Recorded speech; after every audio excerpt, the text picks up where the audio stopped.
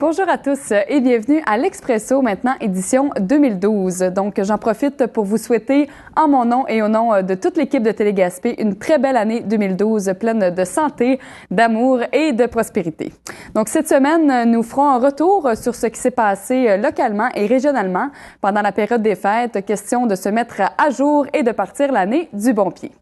Donc, tout d'abord, une nouvelle locale très intéressante pour Télé Gaspé.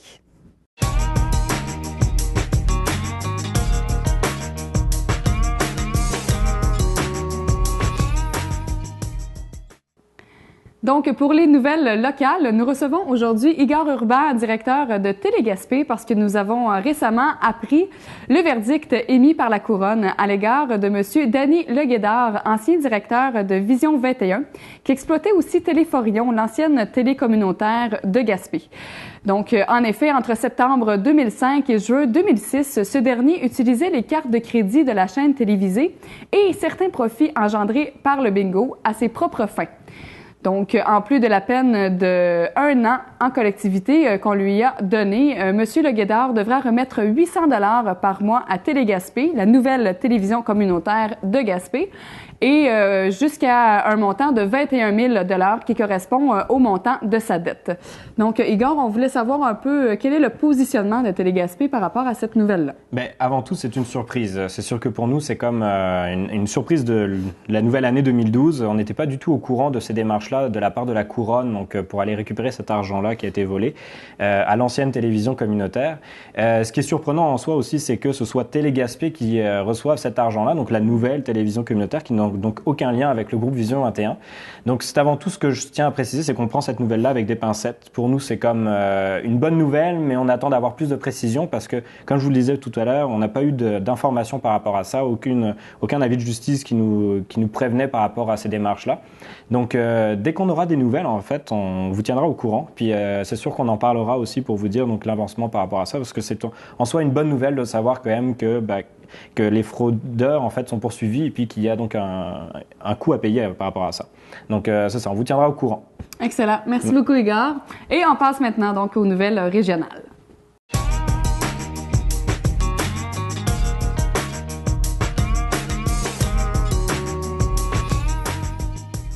Comme la plupart d'entre vous le savent déjà, juste avant les fêtes, la Société de chemin de fer de la Gaspésie a dû suspendre ses activités à cause de la précarité de l'état du réseau ferroviaire de la Gaspésie. En effet, en 2010, le ministère des Transports du Québec avait déposé un rapport sur lequel on énumérait les différents travaux nécessaires afin de remettre la voie ferrée en bon état. Ce rapport a fait l'objet d'un suivi et l'automne dernier, la SCFG a remis un plan d'affaires au gouvernement pour des travaux d'un montant de 93,5 millions de dollars. Cette situation soulève beaucoup de questionnements et d'indignation puisque la société a fait l'acquisition du réseau en 2007 seulement. Selon M. Gilbert Scantland, directeur de la CREGIM, l'avenir de la SCFG dépend strictement des décisions du gouvernement, desquelles on attend une réponse au plus tard le 31 mars. Encore, selon M. Scantland, sans aide gouvernementale, la SCFG pourrait fermer ses portes, ne pouvant assumer les coûts relatifs à une trentaine d'années de sous-investissement. Cependant, François Roussy, président de la SCFG, demeure positif quant à la participation des gouvernements. Selon lui, quoique colossale, la somme de 93,5 millions de dollars demeure réaliste, considérant que ce montant est réparti à raison de 20 millions par année et que des montants plus élevés ont déjà été investis dans des chemins de fer plus petits. Ayant déjà 150 millions de dollars annuellement pour l'aménagement des routes gaspésiennes, le financement pour la réfection du réseau ferroviaire nécessitera une prise de décision et des choix quant à la proportion qui sera attribuée à la SCFG. Reste à savoir si l'idée d'un mode de transport durable et propice au développement régional fera partie des priorités des gouvernements. La chasse aux phoques gagne de l'intérêt dans la région où certaines personnes ont suivi une formation afin d'obtenir leur permis de chasse. On assiste tout de même depuis plusieurs années à un débat à ce sujet dont les avis sont très mitigés. Le journal Graphici a publié un reportage sur son site web qui a été créé par TVI, la télévision communautaire des Îles-de-la-Madeleine. Question de savoir où en est rendu le dossier de la chasse aux phoques. On vous présente donc aujourd'hui un extrait et si vous voulez voir l'intégrale de cette vidéo, vous pouvez le retrouver sur le site web de Graphici au www.graphici.ca.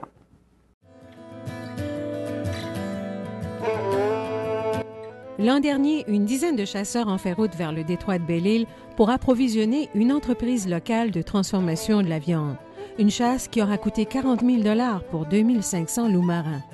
Loin de la rentabilité, cette opération ne doit pas se répéter plus d'une année puisqu'elle obligerait les producteurs des produits dédiés à la consommation à annuler l'offre. Notre plus grand défi est de contrer la désinformation que les groupes animalistes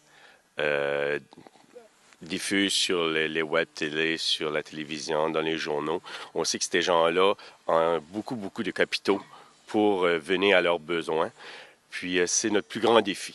Au niveau de la commercialisation, on n'a jamais passé du temps à vouloir commercialiser notre produit. Ça fait 40 ans qu'on essaye de se défendre, de garder une chasse.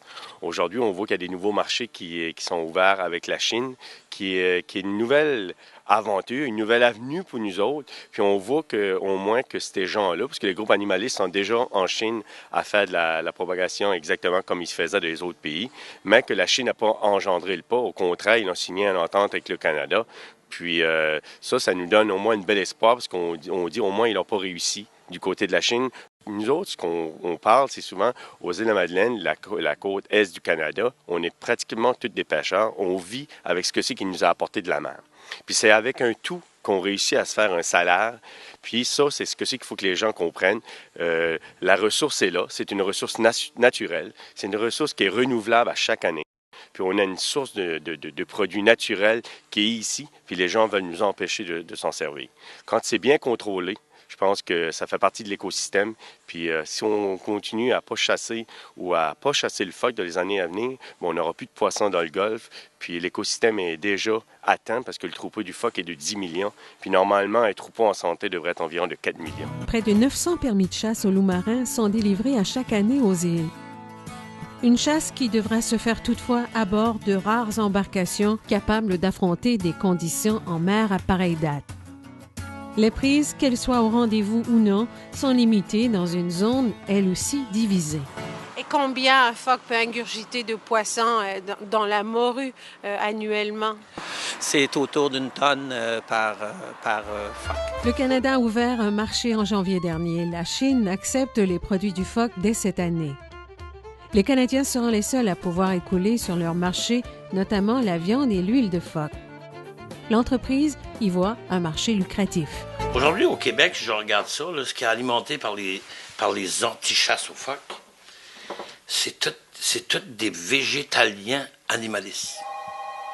Il n'y a pas un chasseur d'orignal ou d'oie ou ce que tu veux, ou un pêcheur qui est contre la chasse aux phoques. Ça veut dire aucune chasse, aucune pêche, aucun abattage, aucun volaille, aucun oiseau, rien.